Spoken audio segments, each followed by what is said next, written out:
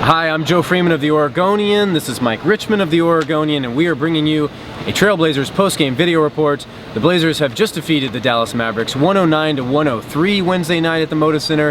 A very important game. Some in the locker room called it a must-win afterward, including Mo Harkless, who you'll find out later was a bit of a surprise participant this evening in many ways.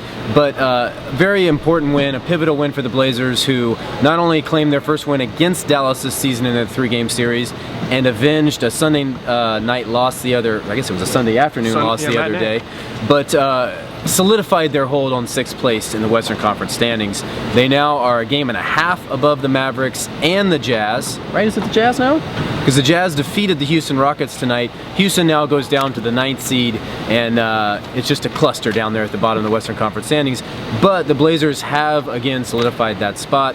There was a lot of surprise and intrigue tonight. Starting with the starting lineup. Mo Harkless, a surprise starter for Terry Stotts' unit, replacing Noah Vonleh in the starting lineup. He countered with Dallas's chess match and his old colleague Rick Carlisle in an interesting chess match that they have kind of went back and forth on for the last 4 years. And it worked great. Mo Harkless came out with a lot of energy, kind of inspired the Blazers early, and Blazers more or less controlled this game from beginning to end. Yeah, they never were in real trouble. Harkless took 10 shots in the opening 8 minutes. He was everywhere. He had 4 dunks in the first quarter. He had a really big night. The Blazers played small, and that let Al-Farouq Aminu guard Dirk Nowitzki, something that Terry Stotts said he wanted to match up and make sure that Al-Farouq got all his minutes guarding Dirk, and he did really well. Dirk finished with 21 points, but he kind of came on late. I think he only had 8 at halftime. The other big sort of, I don't know if surprise, but contributor tonight, Ed Davis had a monster first half off the bench. All 16 of his points came in the first half. He had 9 rebounds, 3 steals. I think he only got credited with 1 block, but it felt like he had more. He also had a couple assists. He had just a really big energy game, and he played really, really well. Mason Plumlee had a big night. 7 different Blazers scored in double figures, and it was good on a night where Damian Lillard wasn't super hot until sort of the second half when he got going, and CJ McCollum really never found his rhythm. A lot of different Blazers contributed, and they were able to sort of hold Dallas off. It never got really hairy in those last 2 minutes.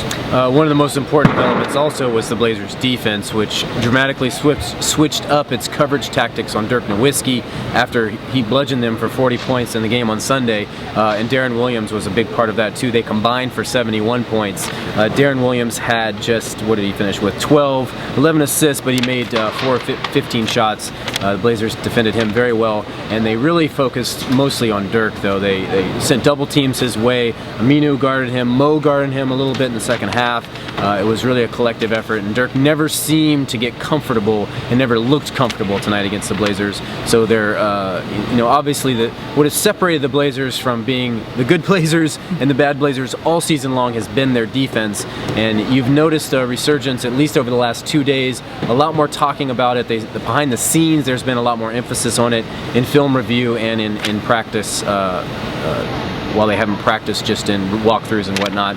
And I guess that showed through tonight after they were allowing something like 116 points over the last 9 or 10 games to hold Dallas, which crushed them for 132 the other night to just 103, was an accomplishment in and of itself. Now we press on. Los Angeles Clippers in the CJ Doc rematch on Thursday night, and then we're back home for should I yawn now? A game against the Philadelphia 76ers. We'll talk to you then.